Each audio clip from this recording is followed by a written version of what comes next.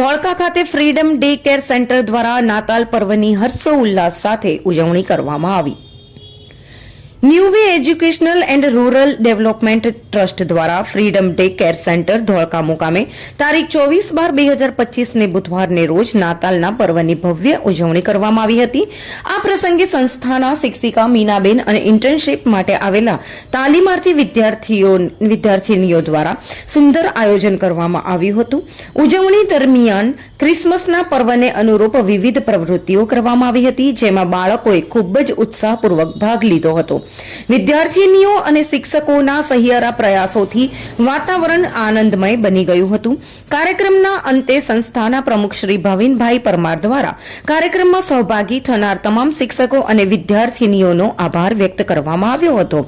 તેમણે આ તકે સૌને નાતાલની શુભકામનાઓ પાઠવતા આવી પ્રવૃત્તિઓથી બાળકોના માનસિક અને સામાજિક વિકાસમાં થતા ફાયદાઓ વિશે પણ જણાવ્યું હતું.